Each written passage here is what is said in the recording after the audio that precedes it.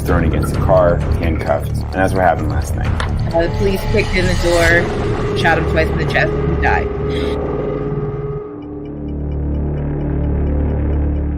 Before you knew it, we had 500 families. We had over 100 volunteers calling us. We were on the phone constantly.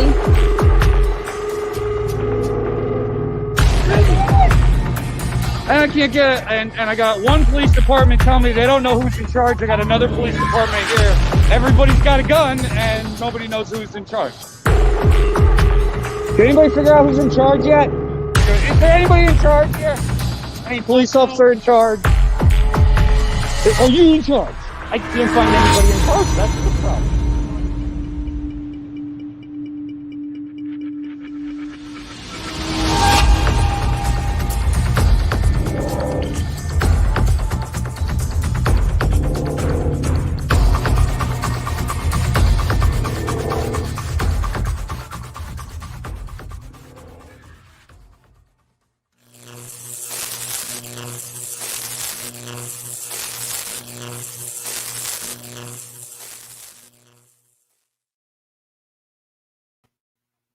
It is Tuesday night, 8 p.m. on the Revolution Radio Network, and this is the Idavox Report.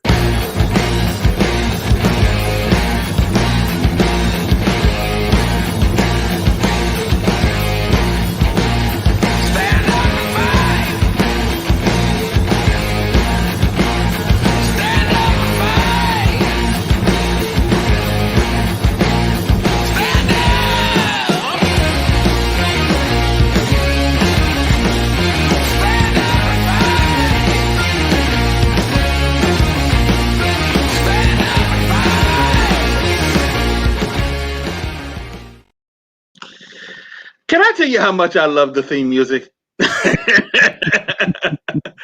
It's done by Midnight Transit, y'all. For those who don't know, Dylan Chambers, him and his father, Lester Chambers of the Chambers Brothers, was on a couple of weeks ago. And I'm going to be forever grateful that he's given us this music because it's just pumps ya whenever you hear it. How y'all doing, everybody? I'm Daryle, Lamont, Jenkins, and Brian is with us today. Hey, everybody. And the legendary Brian Powers. Christian Perez couldn't make it today.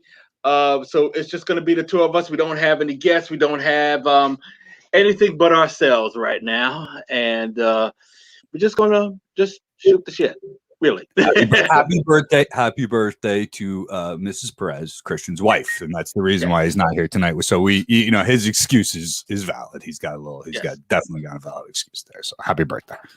And anybody else that's celebrating a birthday today, happy birthday to you too. Now, needless to say, I'm a little loopy. I got a toothache, so I got to handle this.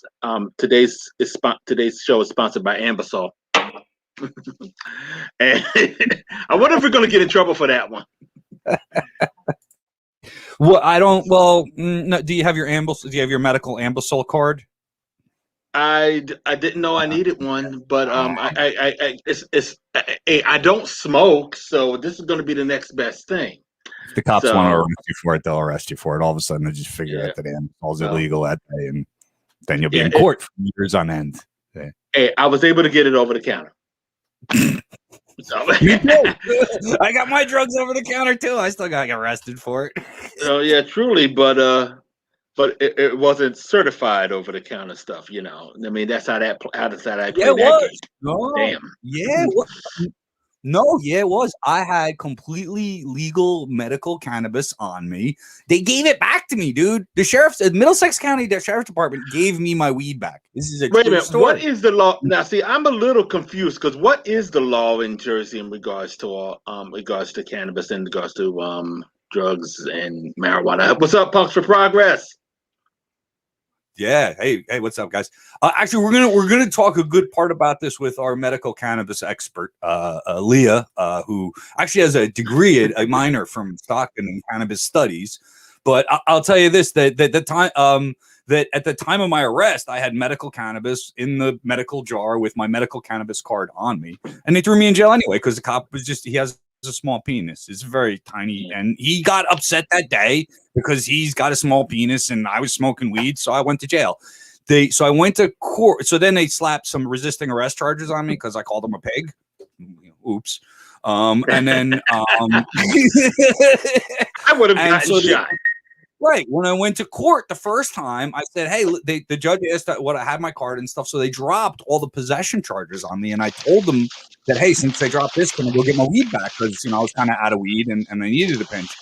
And they said, okay. So I went down. I went to the sheriff's locker. At first, the court parents got my weed back, took some selfies, smoked my weed out by the train station and all that.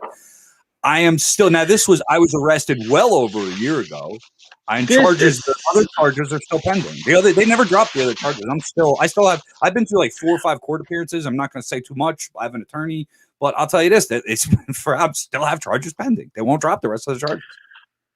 Why? Yeah, but I gotta tell you, there are some brothers and sisters out there just looking at this, going, "This is the epitome of white privilege." It really is. This would have gone completely differently if this was any of us. And I don't smoke, and I could get in trouble for weed. So it's like, it's crazy. I mean, and that's one of the reasons why they want to decriminalize everything, because they know it's BS.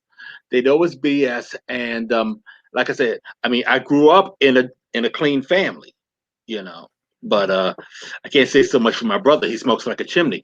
But I do really use it for medical reasons. It does help me with my anxiety. I'm a little happier when I smoke. It does kind of take my own depression. And as soon as you can't really get psychiatric care in this country when you're poor, I get my Lexapro, but that needs to be adjusted, quite frankly.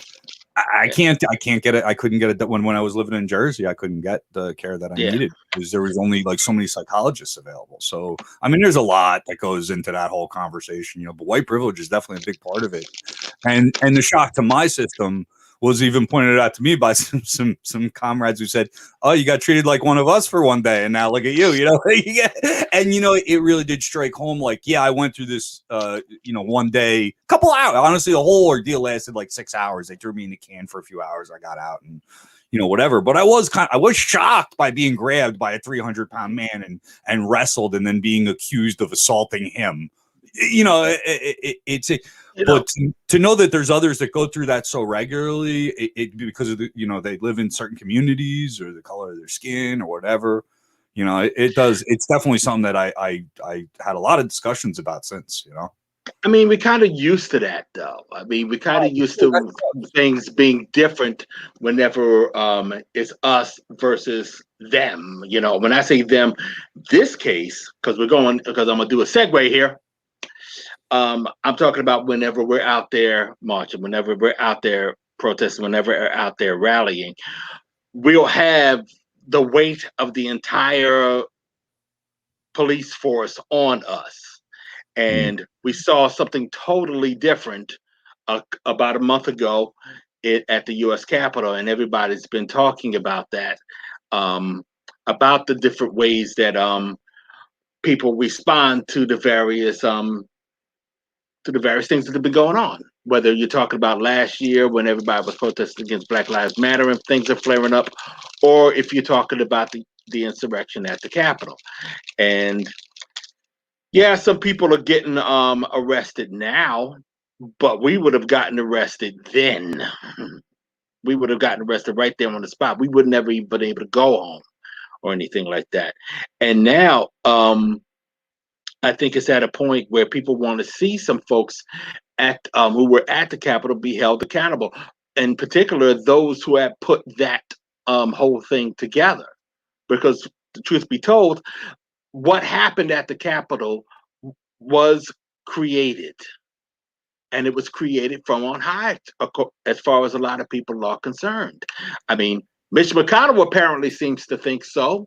Our Senate Minority Leader, and he said flat out that the guy who used to be in the White House, Donald Trump, was responsible for what we saw on January 6th. But they had an out this week when they chose not to convict him because he wasn't in the White House anymore. Right. we Gross. do know. I Gross. would be upset. I would be upset if I thought that was the end of the story. But I don't think it is. As a matter of fact, we got a little bit more of a story that's coming up in regards to that today, because yeah, he could, as far as the Republicans in the Senate are concerned, he could not be convicted because he was no longer in the White House. Okay, fine. But he still has to be held accountable. And even Mitch McConnell says that he hasn't gotten away with anything yet. Now, I hope he doesn't mean that we're planning on helping that along too. But I think that what we're seeing is people definitely going to be working towards giving him some sort of comeuppance, whether it's going to be in the criminal courts or the civil courts, because right now we found out today that there is a lawsuit that was filed by a congressman that basically names him and a number of other people, including the Proud Boys. The Proud Boys are catching all the hell that people can muster up, and it's a civil suit. It's just a civil suit. Right now. I meant to have this drawn up already, but I cannot find the story. Okay, so here's what is happening. Oh, I'm looking at it now. I got Reuters story about it. Okay, and basically, well, first of all, it says that he's still in trouble because he's fair game for criminal charges, and Mitch McConnell had said that much to begin with. But now, and this is something that Donald Trump is pretty much used to. He's getting sued, as I said, by a congressman, and I believe the NAACP is involved with this as well. I mean, Benny Thompson, he's a congressman, I believe, out of Mississippi, and he is suing Donald Trump, Rudy Giuliani, and that's going to be fun for me. Rudy Giuliani getting sued, because this is the guy who made himself to be the law and order mayor in New York City, and here he is in trouble for breaking the law.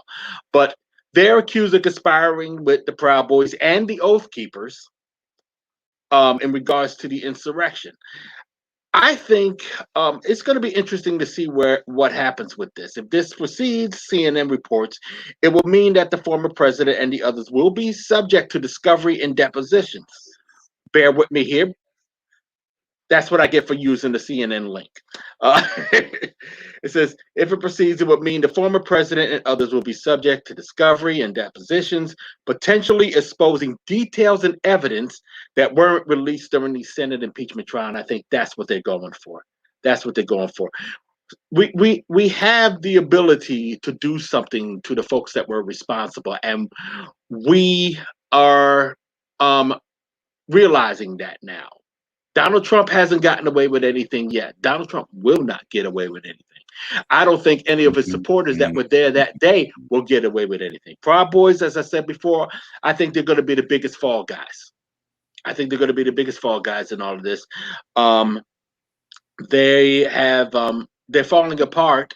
There's a little bit of infighting because it came out sometime last week that their leader, Henry Tarrio, has been outed as a federal informant. So Brian James, who runs the Indiana chapter of the Proud Boys, who, by the way, is an old white supremacist that's been around for years, he is the first to say that his chapter will not have anything to do with the national leadership of the Proud Boys. Another chapter started to follow suit. So we're going to see what happens with them, but I think the Proud Boys are pretty much done. It's going to be whatever happens in the future with anybody that calls themselves the Proud Boys are going to be pretty much under a different name.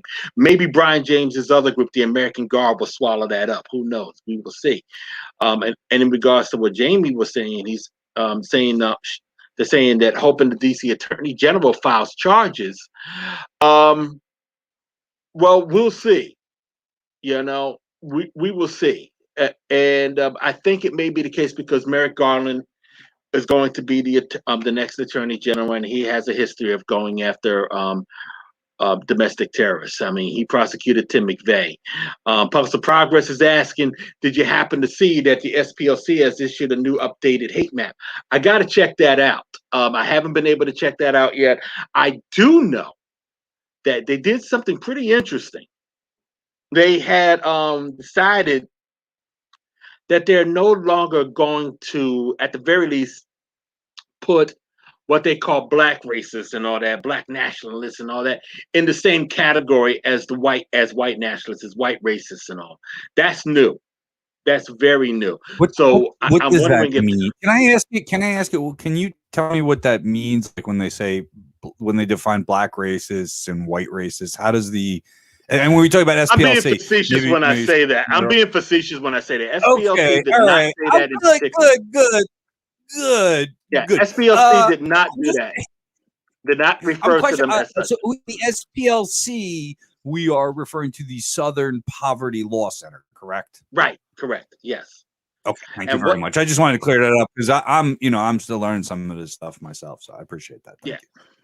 Yeah, something came down the pike in regards to the SPLC is not going to be putting them in the same category as the domestic terrorists that we know. I mean, we're not going to be seen.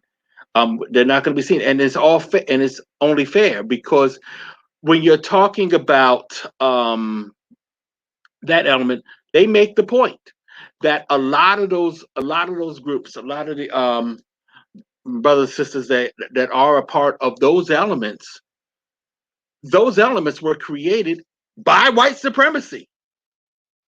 They were doing that. They were getting involved. That became the way to fight back, because that was the way that white supremacists said the game was going to be played.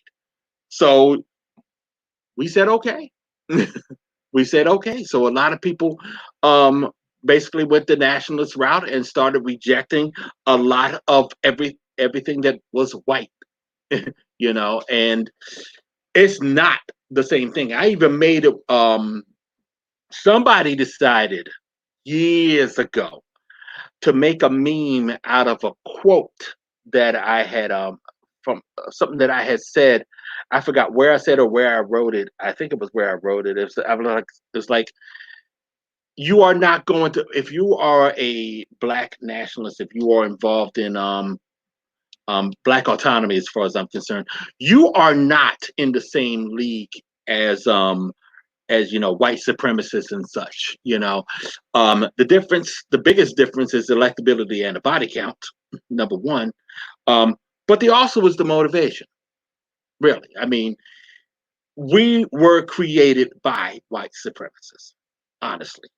And in the end, we are not looking to dominate. It's like one of the sisters said at the beginning of everything that happened over the summer, be happy that we're just looking for justice and equality and not revenge. I'm paraphrasing what she said. But yeah. The truth of the matter is that's not our focus. Our focus is to build. Our focus is to grow. We are getting into the positions that we want to get into, and there's nothing to be afraid of in regards to that. We will still have the society that accommodates everyone, because that's the kind of society that we are looking for. So the Southern Poverty Law Center said, you know what, we're not going to be putting who they prefer to call black racists or whatever in the same category. We're done with that. We're going to stop now. And there hasn't been any blowback. There really has not been any blowback from it. And I think that's one of the cool. I think that's one of the coolest things about it. I mean, it isn't like Fox News is complaining yet. Maybe they don't know yet. Or tomorrow morning I'll have a special report on Fox and Friends.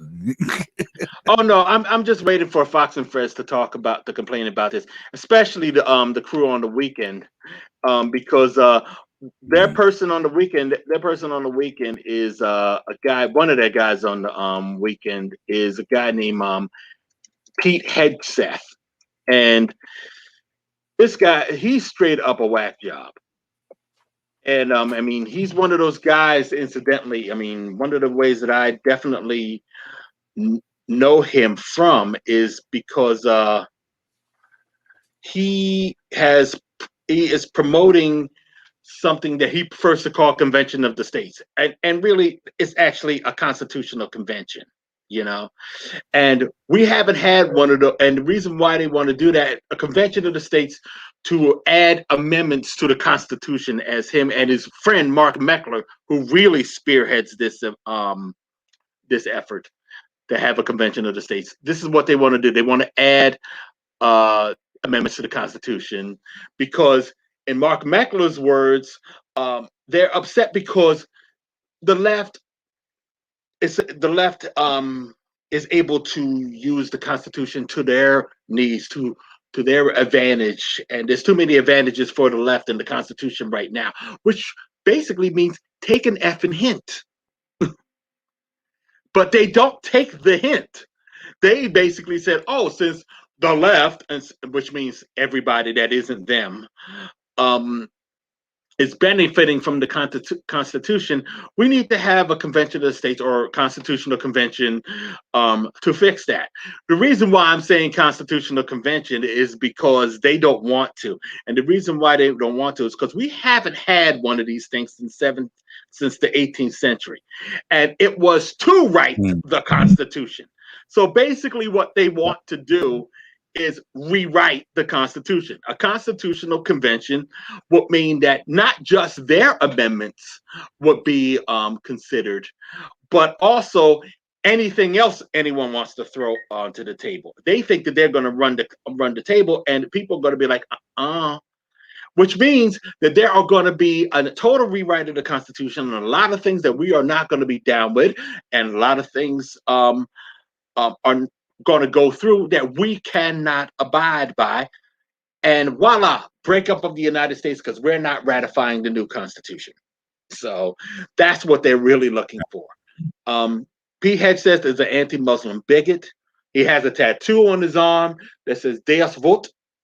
And if anybody knows, for those who don't know, Deus Vult to Muslims is Sikh Heil to people of the Jewish community.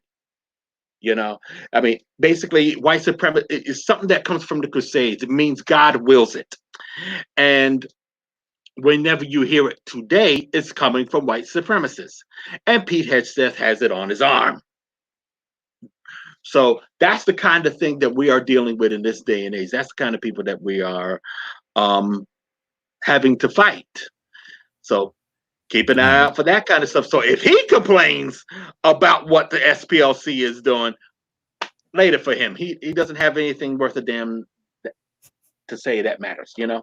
So I guess, I mean, so I think your conversation is really good because you kind of started off referencing, you know, what's going on in the Senate. And we did a whole special last week on how gutless the Senate acted and all that. But really, you know, what I'm fearing and what you're addressing better than anybody else in the country, as far as I'm concerned, is the grassroots parts of this movement that gave rise to Trump and are going to continue to support Trump because we didn't hand them the defeat when we had the chance.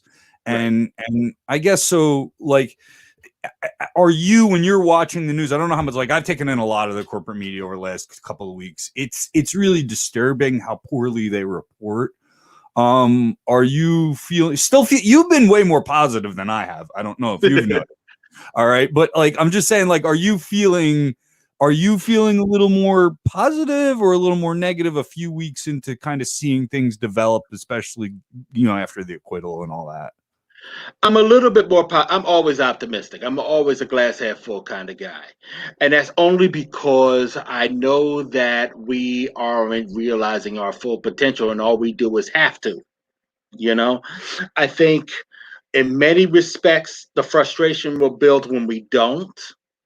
And I am a little bit more optimistic because I think that we are trying to.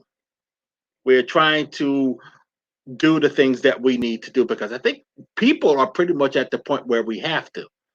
The Proud Boys need to get their behinds kicked. Oath Keepers need to get their behinds kicked. QAnon needs to get their behinds kicked. And it's been a long time coming. I think basically January 6th, all of those groups presented them to us gift wrapped. really. And we just have to take advantage of it. And a lot of things that we have been trying to do over the past 4 years alone, never mind the past 10, 20, 30 years, but the past 4 years alone, the things that we've been trying to do, we can finally do. You know, I mean, it's just a matter of we just gotta focus on it and just take care of business. I mean, am I a fan of the current leadership in the United States? Not really, to underscore a fact, but I am going to take the opportunity that is presented. I think if anything, we got to do that. It's going to be interesting to see what happens when we do, and we are successful in that regard. But the bottom line is, at least we can see. You feel me? I mean, Biden wasn't my first choice. Truly wasn't my first choice. He's probably dead last. But I'll work with anybody who is trying to do anything, even if it does mean using him being in office as an advantage. You know, basically what he's doing right now is cleanup. He's basically fixing everything that Donald Trump broke, and that's what's motivating everybody to have a little bit of confidence in what's happening over the past couple of weeks. He hasn't even been in office a month yet. He hasn't become what he wants to be yet. When that comes, then we might have some questions. When that time comes. So you talked about the strategy of white supremacists to do a constitutional convention, and it's something that I would like to do if I had a different country to do it in. And I think that it's a matter of, you know what I'm saying? Like, I think that our Constitution is an oily rag scribbled by drunken white men so they could own other people. You know, yeah. I don't really admire the Constitution like others in this country do, so I really don't care. But if we were to hand power over and do it in this kind of climate, I agree. It would be a fucking disaster and we would create civil war and all that. So where, you know, where we work on educating people about white supremacists, I think it's also important that we do, you know, all this grassroots work of educating people, because ultimately, you know, I'm a revolutionary and I want that revolution to happen, but I'm a peaceful guy. I also have children on this planet, so I don't need people shooting each other on it, you know? So, you know, I hope that, you know, we can start to address a little more of what we're seeing on the ground in our public sphere. And I'm not seeing that because we're pushing hard with Idavox and One People's Project and all our grassroots work. And meanwhile, I don't know that when you say, like, I'll work with Biden if I can, I don't see him as anybody I can work with because of what he's connected to. It's not so much Biden. White supremacy, you know? It's not so much Biden that I'm talking about working with. I'm talking about, you know, those folks who have been trying, basically low-level folks. I mean, you can't. My honest to God opinion is you can't really trust politicians as far as they can throw them. But when I say that I could work with Biden, it's only to a very small extent. I mean, I think that basically we have to use the opportunity to gain that momentum for ourselves. I mean, if a door is open, I'm going through it. Your door is open, by the way. And it's not so much because, you got to remember this too. It's not so much because of Biden that we are where we are today. It's because of us. We were the ones that identified the folks in Charlottesville. We are the ones that identified the folks from January 6th. We are the ones we always said we was going to put the government's feet to the fire after Trump was out of there. Okay, this is us doing that. And we're fighting some folks who do not want us to do that are supposed to be on our side. I remember just before January 6th, people were trying to tell us it's over. Trump lost. We won. We don't have to oppose these guys anymore. When they go out to rally, stay home. And that was the biggest mistake that you could make. That was the biggest mistake that you can make. And January 6th showed us that. If we were out there before January 6th, we were out there on November 14th when they had a rally, or December 12th when they was rallying, they would think twice about trying to pull some crap over on January 6th because they know that we would have opposed them in some way. And the truth of the matter is, I'll say it again, we have the tools at our disposal.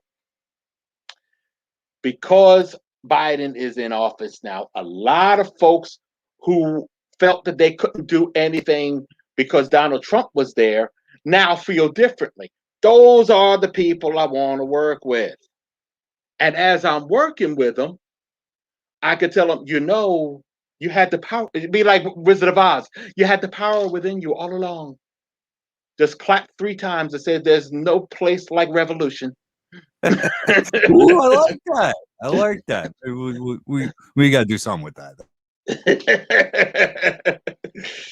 So I mean, but that's where I'm at. And so my feeling is everybody's just got to be ready for whenever these knuckleheads pop up again. People are talking. Oh, my calendar's back there. People are talking about March the 4th. They're supposed to be coming out and doing some sort of thing. QAnon's supposed to be pulling some stunt. It remains to be seen.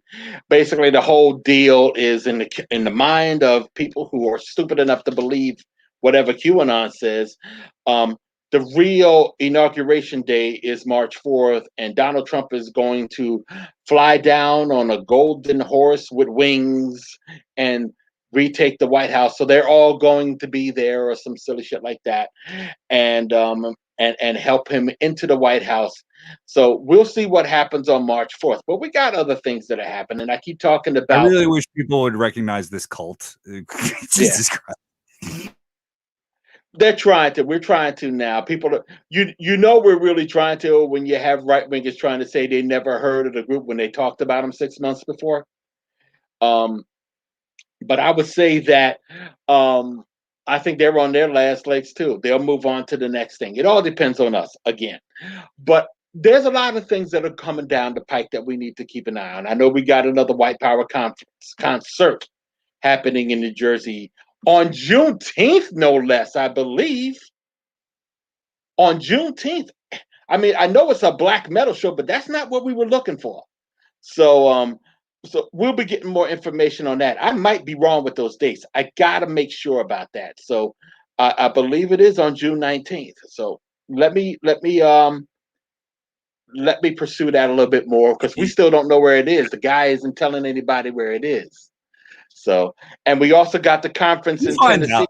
Don't worry. We'll find out. Oh, I know it. I just don't know it off the top of my head. Anybody thinking about hanging out and seeing some bands that night? Don't worry. We'll find out. Oh, we'll find out. Yeah. You're going to have to see some other bands that night. We also have the conference that's happening in Tennessee, the American Renaissance Conference that's supposed to be happening on May 21st to the 23rd. We're going to have, hopefully we'll have somebody to talk about next week to talk about that and the fight against the state of Tennessee, who wants to try to prevent people from protesting in state parks. And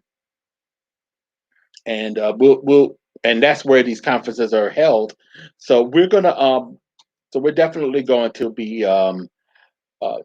having that person on. I believe it's going to be Beth Foster from Dangerous Ideas Collective, dangerousideascollective.org. Hopefully we can have her on.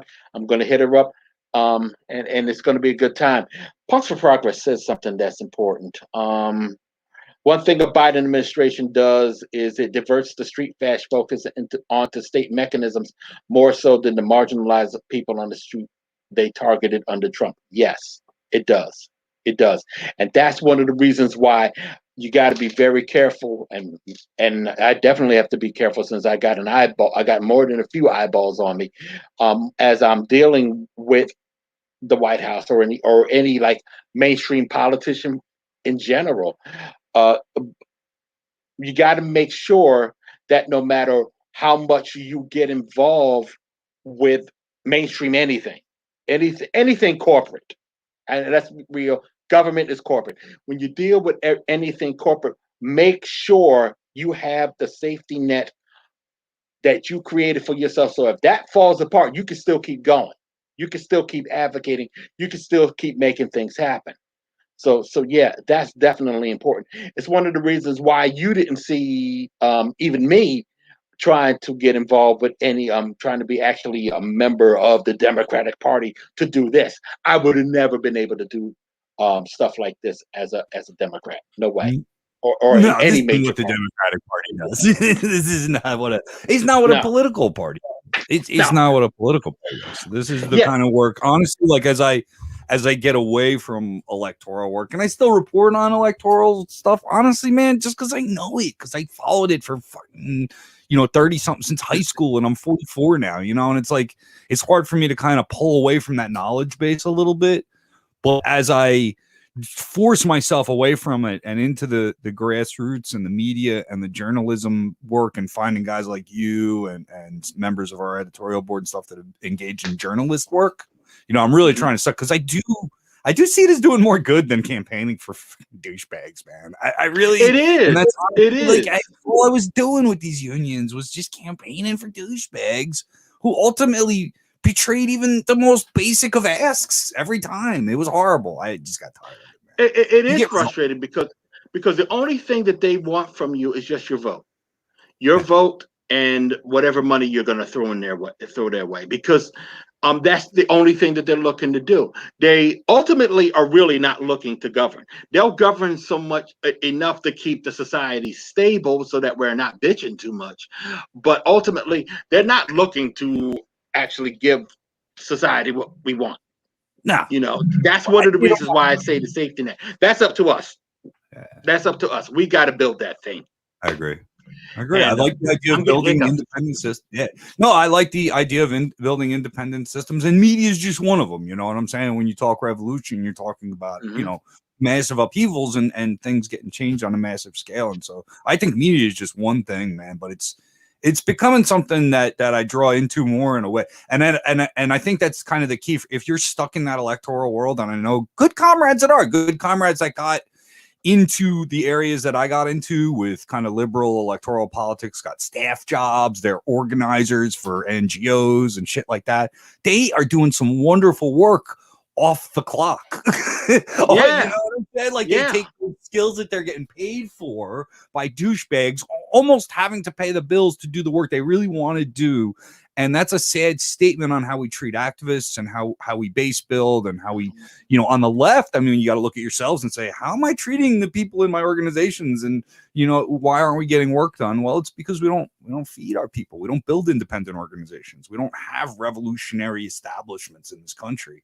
And, thank God, that's something people working on it. There's people working on it. Not people worked on it and had it. I mean, but they lost them. I know, and the reason why I'm saying that, because I gotta take it from the political arena and into the internet arena.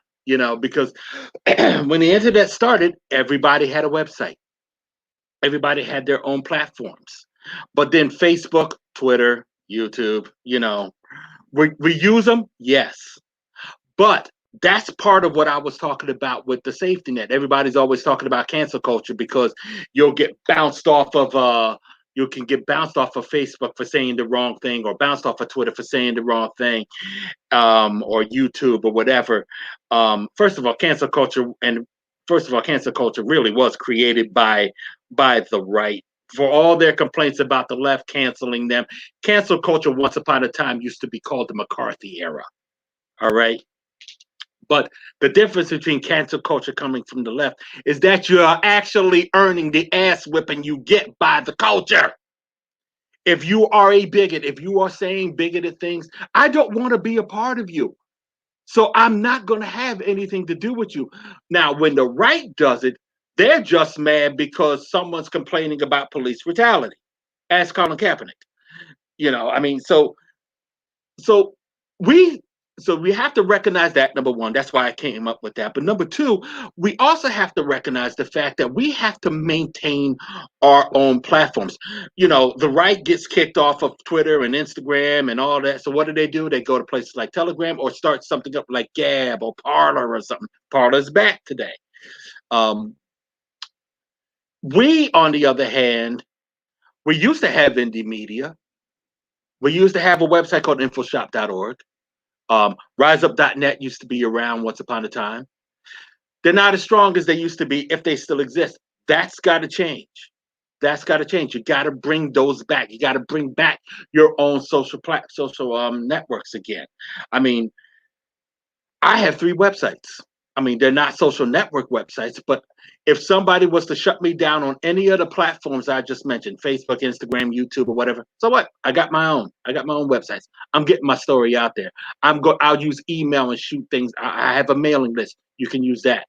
So everybody else has to have that same attitude, bring back indie media, for example. Yeah. It's how we can really hold people accountable. Yeah, that is how you hold people accountable. That is the way we do things. Somebody has to explain to me in any society without an independent media how you hold powerful people accountable. How? The courts don't work. I've been to court all the time. Nobody gives a fuck about a poor person walking into a court. A rich person never goes to court because they just pay a lawyer to walk into court for them. So there's no justice in the court system. There's no justice in our electoral system because it's just all white supremacists taking up every space that they can. So where and money, nobody has any money.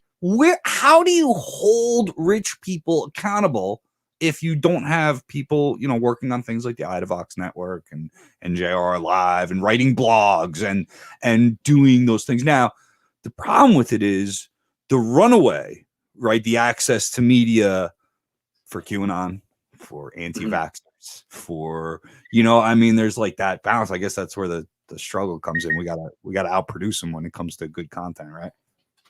Yeah, exactly. And Light Thief was just popped in. They've been doing that out of Philly for a while, so everybody support them. Light Thief, if you can, any contact information that you can provide. I've been working with them. The first time I started working with Light Thief, they were covering the Proud Boy rally that wasn't over in Clark Park in Philadelphia. Proud Boys announced that they was going to have a rally in Clark Park in Philadelphia, which is in the heart of a neighborhood that Proud Boys are really not welcome in.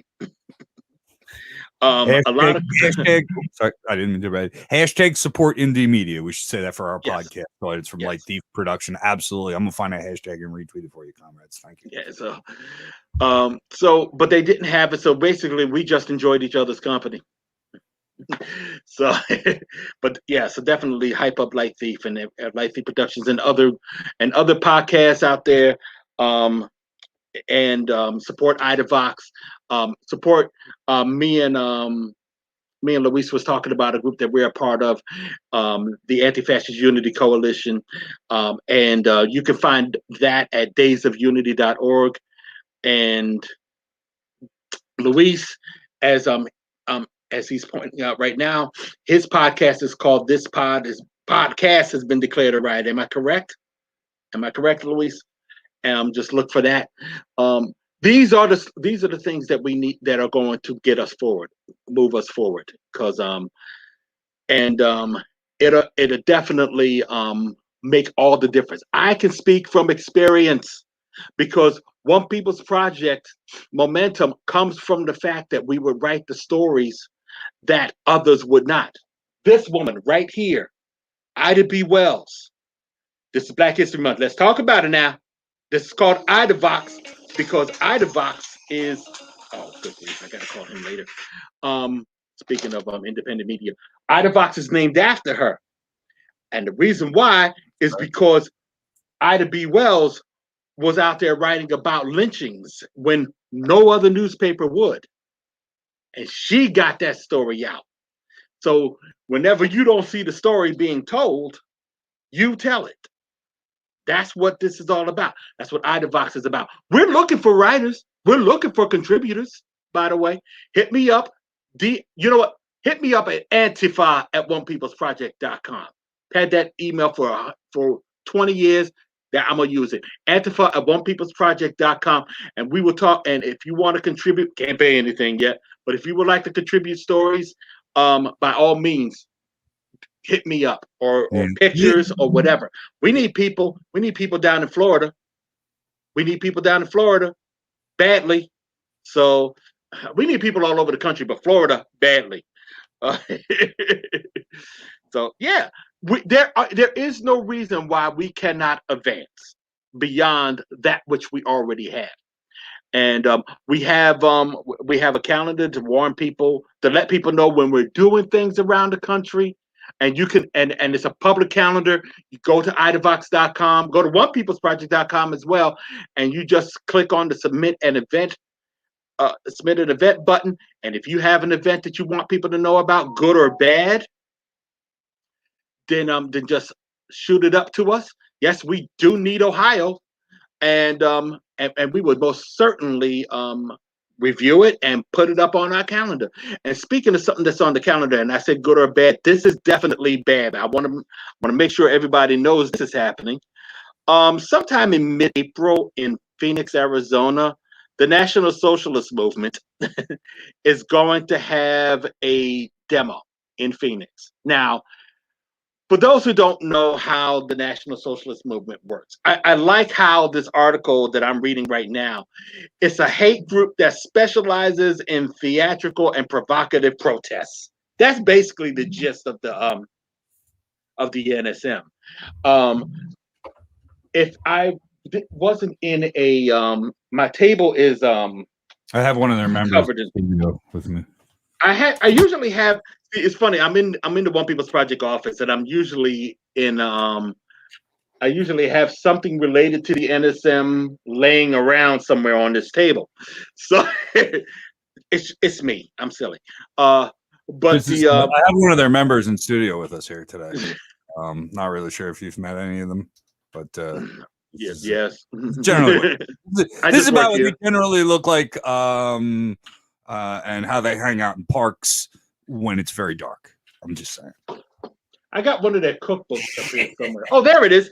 Hold on. Keep talking. I want to grab this. Oh, do you want me to have a conversation with this guy for a little while I don't know if you're breaking it the right time. I should probably stuff. We like to make fun. I mean, look, these people are clearly out of their fucking mind, so deserve some good ridicule here and there. And now Daryl's sitting down, and I can stop filling space. Cooking with the NSM. If y'all saw Alt-Right Age of Rage, I put this up. I presented this, and yes, they actually have a cookbook, and among the things that they sell, the recipes is easy white chili, German cucumber salad, German red cabbage salad for all you El Duce fans, cheesy Italian soup. Let me see what else they have. I remember seeing, I think they had enchiladas in here somewhere. Kartoffelklasse, Klasse, Parmesan asparagus.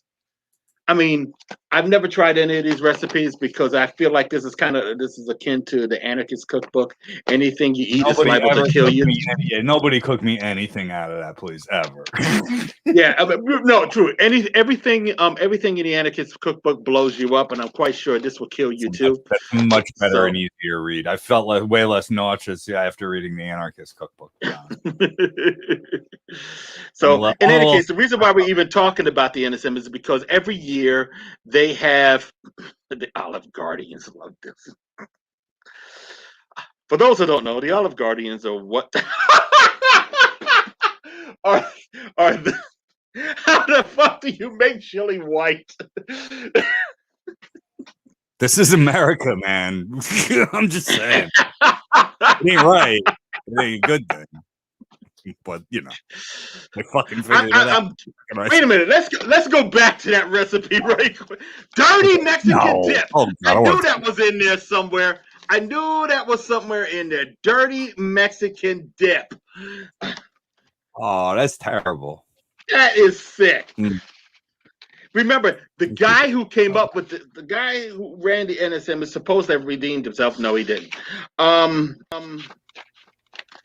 gotta find that. I can't kill. I can't kill myself with this stuff. Any solid locker recipes? I wouldn't be surprised. So, and I just want to let Brian know that for some strange reason, I'm hearing an echo in my earphones. See, hold on. So in any case, it's gone now. In any case, one of the things that the reason why I even brought up the NSM in the first place. Thank you for making me extraordinarily uncomfortable, by the way. That was a great segment. Oh, don't worry, because here's the fun part about it all. They're going to be in Phoenix, Arizona. Now, every year they have a conference/rally. A conference on one day, and the next day which is generally Friday, and the next day, Saturday, they have a rally where people yell and scream at them for about an hour or two. That's basically the order of the day. That's what you can expect, and they go around the country doing this. Since Charlottesville, that's all they've done. They haven't tried to network or organize beyond the rally. A lot of your hate groups after Charlottesville were pretty much done. They will only do flash mobs. They will only put stickers on light posts wherever they are, and they very seldom hold any rallies unless they can put the facade up that they're not racist. That's why the Proud Boys started blowing up all of a sudden. But the NSM is the only group that really still goes out there and holds rallies. But like I said, only thing they really amount to in this day and age is political theater. I mean, so basically we try to, it's just, why Arizona? General principle on our part. I think they just have some members that are there. I mean, they've been to Arizona before, and they got turned out when they was in Arizona before. They caught some hell while they were out there. They caught hell in two places in particular. They caught hell in Arizona and in New Jersey. In New Jersey, they had their conference hall, which was basically, normally the conference is in a secret place. In Jersey, we learned the secret, and people protested it, and the NSM was not too pleased about it, so they thought that they can go out and attack folks, and they failed miserably. That's important for people to understand that in Arizona, people in Arizona who may be associated with that party are planning to have some rallies and stuff, and so sharing that information or letting people know about Idavox in Arizona, where some Nazis are doing dumb shit, could be useful. Could be useful. So I'll have more podcast listeners. So everybody who's watching right now, if you have, like I said, if you have events that you think that we should be spotlighting on Idavox or on One People's Project, just go to idavox.com or onepeoplesproject.com and click on that and look for our public calendar. Click on submit an event, and we'll review it, and if we like what we see, because we're not going to have any BS up there, we're not going to promote any crap. No Nazis, no right-wing groups trying to promote themselves. We are definitely going to make sure that when we do talk about right-wing groups, that we're going to be mostly talking about the opposition. Dig it? So. And how people are going to fight back against it. So that's how this plays. Thanks much, Jamie. And we are coming in on 5 minutes.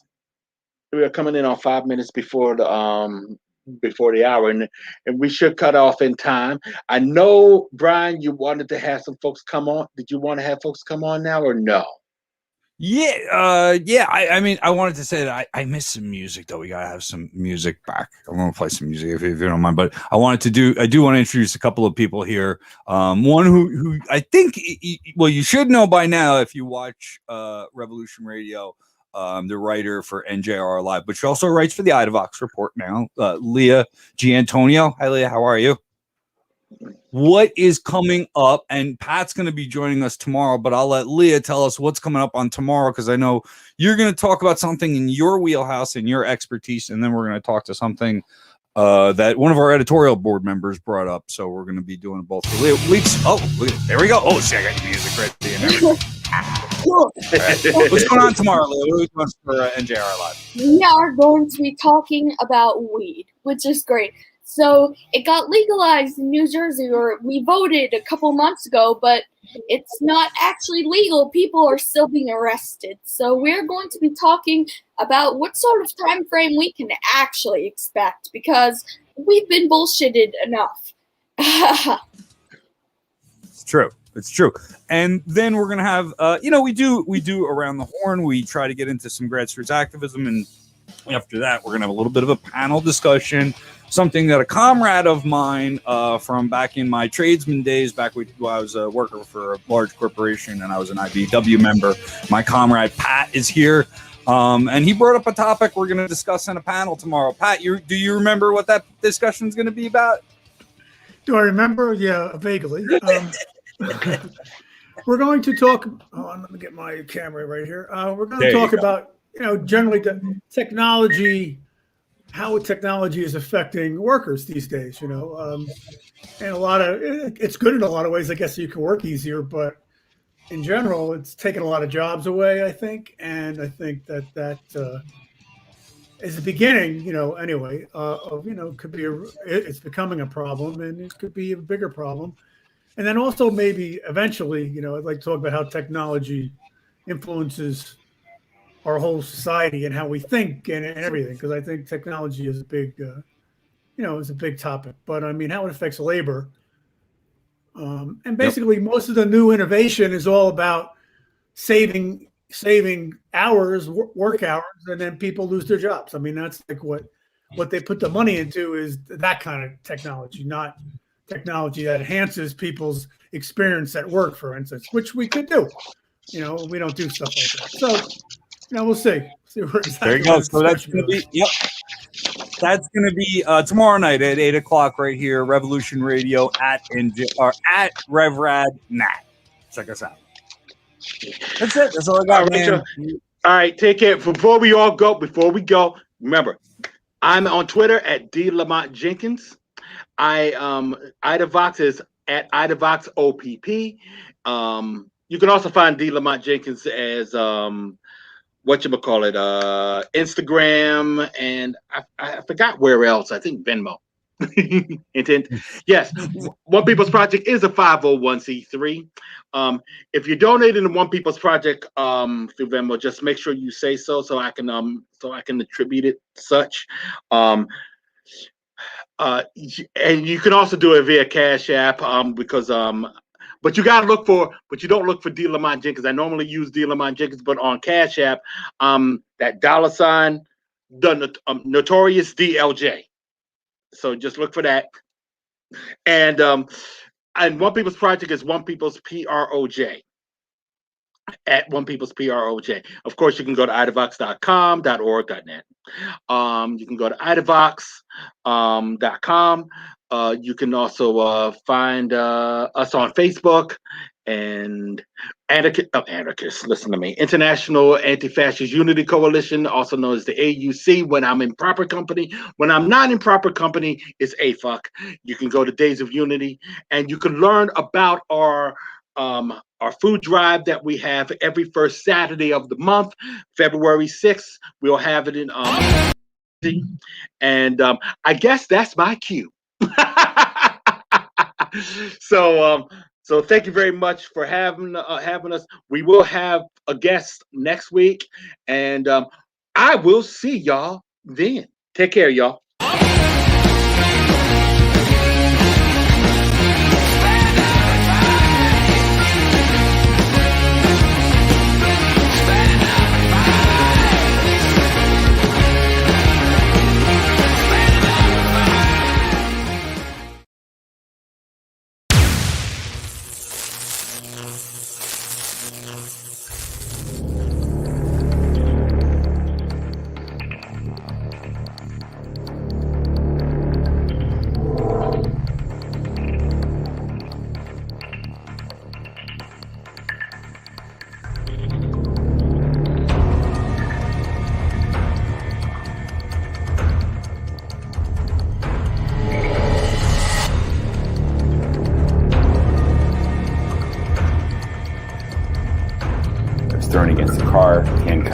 that's what happened last night. The police kicked in the door, shot him twice in the chest, and died.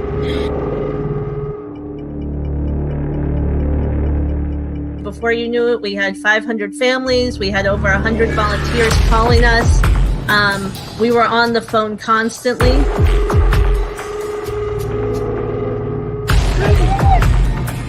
And I can't get, and I got one police department telling me they don't know who's in charge. I got another police department here. Everybody's got a gun, and nobody knows who's in charge. Did anybody figure out who's in charge yet? Is there anybody in charge here? Any police officer in charge? Are you in charge? I can't find anybody in charge. That's the problem.